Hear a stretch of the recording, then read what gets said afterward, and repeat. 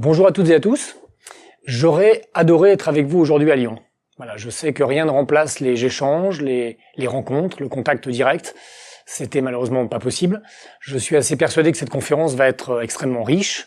Je vais essayer d'y contribuer à distance. Alors moi, je suis, vous l'avez compris, chef d'entreprise. Je suis donc avant tout un praticien. J'ai travaillé pendant de nombreuses années chez Unilever, chez Danone, chez Mars et aujourd'hui chez Orangina. Je vais donc essayer en toute humilité et en toute simplicité, de partager avec vous d'abord quelques-unes de mes convictions, quelques-uns de mes credos en matière de management et de leadership, et puis, dans la mesure du possible, illustrer de cas et d'initiatives. Je travaille donc chez Orangina Suntory France, c'est une société qui fait des boissons, voilà, des boissons à marque, qui les fabrique en France, sur nos 4 sites de production. Et c'est aujourd'hui un groupe qui appartient à Suntory, qui est une société japonaise, familiale, et qui depuis maintenant un peu plus de 115 ans est le spécialiste des boissons, voilà, des whiskies, des bières, de l'eau, du thé, du café et des soft drinks. Alors pour entrer dans le vif du sujet, j'aime bien aller à l'étymologie des mots. Leadership, ça vient de l'anglais lead, qui veut dire mener des hommes. Et chez nous, en tout cas dans le monde occidental, je crois qu'il y a deux grands référents quand on parle de leadership, qui ont finalement influencé la façon dont on manage et on lead les hommes dans l'entreprise. Le premier, c'est l'armée. Voilà, c'est tout simple. L'armée est le premier exemple d'organisation dans laquelle il y a des chefs, il y a des patrons, il y a des gradés, il y a des officiers qui pensent, qui décident, qui établissent des plans de bataille. Et puis depuis très longtemps, il y a des soldats, voilà, qui eux exécutent et obéissent aux ordres. C'est pas une critique en aucune façon à l'égard de l'armée, mais c'est comme ça que ça fonctionne. Et encore aujourd'hui dans l'entreprise, on fait beaucoup référence à l'armée. On parle de soldats, justement, on parle de plans de bataille, on conseille d'ailleurs souvent de lire L'art de la guerre de Sun Tzu. Voilà, donc cette référence au leadership militaire est encore assez présent. Puis un deuxième grand référent, c'est le taylorisme. Même si ça date un peu, ça a quand même beaucoup orienté la façon dont on dirige les entreprises. Voilà, et le taylorisme, c'est, vous vous en souvenez, l'organisation scientifique du travail avec des patrons, des chefs, voilà, des leaders, qui décident de l'organisation du travail, de la gestuelle, des rythmes de travail. Et puis il y a les travailleurs, qui, encore une fois, exécutent et font. Voilà. Je crois fondamentalement que cette forme de leadership, même si elle n'est pas en pratique littéralement comme ça, est dépassée. Voilà. Je crois qu'un de mes premiers credos, c'est ce que j'appellerais l'oralité. Alors, pourquoi ? Parce que je crois que ce qu'on attend d'un leader, un leader dans l'entreprise, un leader politique, quel que soit le domaine, on attend avant tout qu'il parle et qu'il prenne la parole. On vit dans un monde extrêmement connecté. Je pense que tout le monde a dans sa poche un petit appareil comme celui-ci. On est tous hyper digitalisés. On tweet, on partage nos émotions, nos faits et gestes et nos photos sur Snapchat, WhatsApp ou encore Facebook. Et pourtant, je pense quand même que fondamentalement, rien ne remplace à la fois le face-à-face et la parole. Alors pourquoi faire ? La première chose, je crois que c'est pour partager l'information. Si on veut engager des collaborateurs, il faut les impliquer. Et pour les impliquer, il faut les informer. Il faut leur parler des résultats. Il faut leur parler des stratégies. Il faut leur expliquer les initiatives et les projets qui sont en cours ou à venir. Voilà, je crois qu'il faut informer le plus souvent possible, le plus sincèrement possible et de la façon la plus transparente possible. Mais le deuxième objectif, pour moi, de ces face-à-face, c'est aussi écouter, échanger, répondre aux questions et être en interaction. Voilà. Alors, je vais vous citer un exemple. Il y a quelques années, quand j'étais patron de Mars, j'avais, avec mes équipes, mis en place une session de 30 minutes tous les mois, qu'on avait même un peu marketé, conceptualisé. On l'avait appelé le SAS Discute, du nom de l'émission de feu Jean-Luc Delarue. On a même poussé le concept jusqu'à avoir sur l'open space, comme un plateau télé, avec des sièges hauts, rouges, comme dans l'émission. On mettait même, à un moment donné, le jingle musical, le jingle de l'émission, pour signifier à l'ensemble des collaborateurs que c'était le début du SAS Discute. Et c'était vraiment devenu un rituel, 30 minutes, montre en main, tous les mois, où le mot d'ordre, c'était un échange absolument direct, sans tabou, entre d'un côté le directeur général et son équipe de direction, et les collaborateurs. Et vraiment, j'ai un souvenir extraordinaire de ce moment. C'est tout simple, mais c'était un moment attendu, c'était vraiment une forme de rituel, avec des discussions sur absolument tous les sujets. Quand je suis arrivé chez Orangina, j'ai évidemment voulu instaurer sensiblement la même chose. J'ai poussé un cran plus loin. Aujourd'hui, ça se discute chez nous, ça s'appelle le Check Live. Mais ça se fait tous les mois, ça se fait pendant 45 minutes et sur l'ensemble des sites, c'est-à-dire dans les 4 usines et dans nos bureaux d'Aix-en-Provence et de Paris ou en tout cas de Neuilly. Voilà.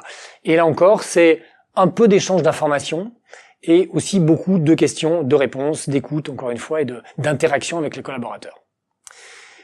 La deuxième conviction que j'ai, c'est que on doit aujourd'hui privilégier dans le leadership une forme de liberté. Beaucoup de choses ont été écrites ces dernières années sur l'entreprise libérée.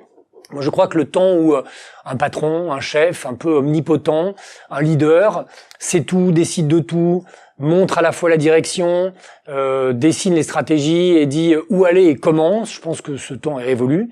Je crois que c'est plus comme ça qu'on engage et qu'on emmène des équipes. Je crois que la meilleure façon à la fois d'engager, de développer ses collaborateurs, mais aussi de les épanouir, c'est de laisser un espace de liberté, c'est de laisser de l'autonomie. Et quand je parle de liberté, je parle bien de liberté de penser, de liberté de s'exprimer, de liberté de décider, mais aussi de faire. Et donc, on doit accepter aussi un certain droit à l'erreur. Voilà, il faut accepter de vos collaborateurs, à partir du moment où vous leur laissez la main sur un certain nombre de choses, ils vont parfois réussir, parfois se tromper, apprendre de leurs succès, de leurs échecs, et puis faire mieux la prochaine fois. Je vais vous donner un exemple. Quand je suis arrivé chez Orangina Suntory France, on était à la fin d'un cycle, les affaires allaient un petit peu moins bien, on avait besoin de se renouveler, et on avait besoin d'un projet d'entreprise, on avait besoin d'une vision. Je ne crois pas que la vision doit être la vision du patron. Donc j'ai réuni 70 collaborateurs, bien sûr mon équipe de direction directe, mais aussi un certain nombre de managers, de tout niveau hiérarchique et de tout métier. J'ai emmené ces 70 personnes, ces 70 collaborateurs ouverts, à plusieurs reprises, sur un principe itératif. On est allé s'inspirer, on est allé réfléchir, on a discuté, débattu, de façon parfois assez animée, assez acharnée. Et puis on a construit ensemble, non pas ma vision, mais une vision co-construite, partagée. Voilà. Et aujourd'hui, ce projet d'entreprise, c'est pas le mien, même si j'y ai donné beaucoup de moi, j'y ai donné de mes convictions, de mes idées, de mes inputs. C'est vraiment une vision partagée par l'ensemble des collaborateurs.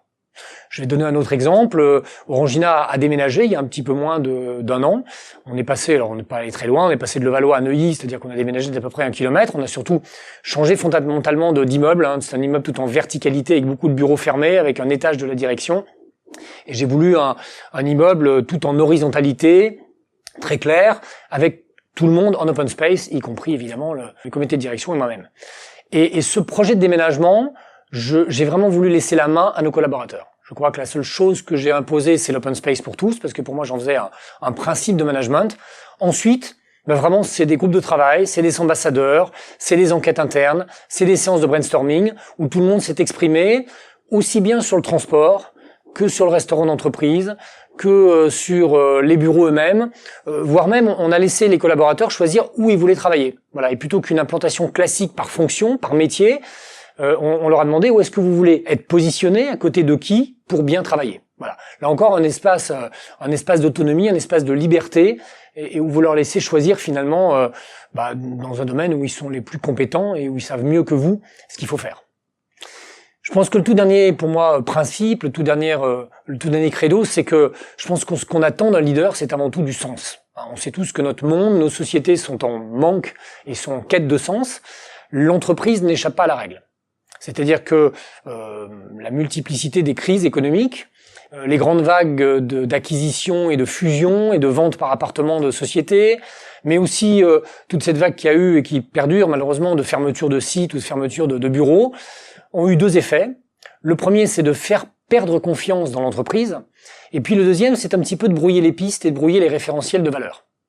Et je crois qu'aujourd'hui, plus que jamais, ce qu'on attend d'un leader, c'est du sens, c'est qu'il explique le pourquoi des choses, pourquoi on est là, en quoi est-ce qu'on croit, quelles sont nos valeurs, quelle est la conception ou notre conception du monde qui nous entoure, pour ensuite aboutir, encore une fois, une vision, un projet qui donne du sens à ce qu'on fait tous les jours. Voilà. Et ce sens, je crois qu'il doit être donné avec le plus d'authenticité possible. Je crois qu'il faut y mettre, bien sûr, de l'intelligence, mais de la raison, du rationnel, mais je crois qu'il faut y mettre simplement du cœur aussi et des valeurs. Voilà.